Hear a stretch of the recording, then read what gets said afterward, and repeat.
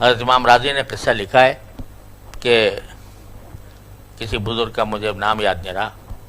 کہ وہ ایک مرتبہ شاید درجہ دجلہ تھا، اس کے کنارے جا رہے تھے، دیکھا ایک بچھو جا رہا ہے آگے، تو ان کے ذہن میں خیال آیا کہ بھئی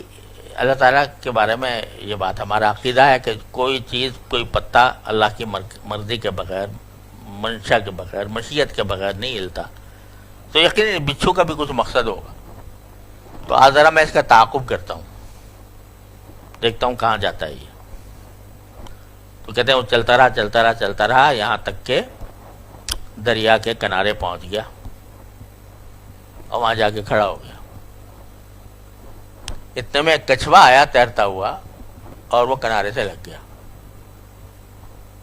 تو بچھو اس چھلانگ لگا کر کچھوے پہ سوار ہو گیا۔ اللہ میں نے اس کے لیے کشتی بھیج دی۔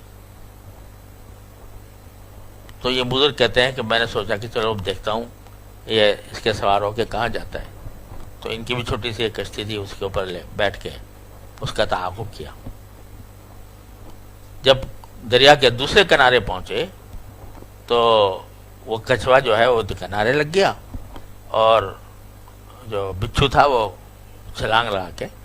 اگلے کنارے پہ اتر گیا۔ تو چلتا رہا، میں بھی چلا دیکھوں کہاں جاتا ہے۔ کچھ دیر کے بعد دیکھا سامنے ایک درخت ہے، اس درخت کے نیچے ایک آدمی سو رہا ہے، تو میرے ذہن میں آیا کہ شاید یہ اللہ میاں نے اس کو ڈسنے کے لیے بھیجا ہوگا، اس بچھو کو۔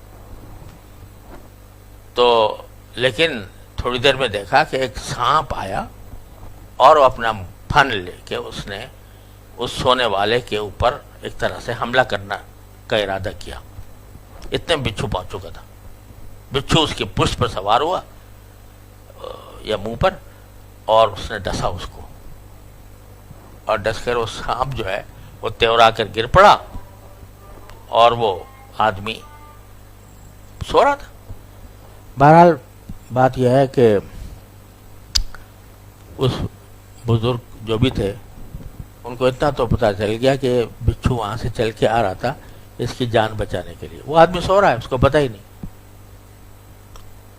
تو اتنا تو پتہ چل گیا۔ اس سے اللہ تعالیٰ کی اتنی حکمت واضح ہو گئی کہ اس لیے بھیجا تھا اللہ میں نے سانپ سے بچانے کے لیے۔ لیکن آگے اگر کوئی سوال کرے کہ بھئی جب بچانا تھا تو سانپ ہی کو نہ بھیجتے،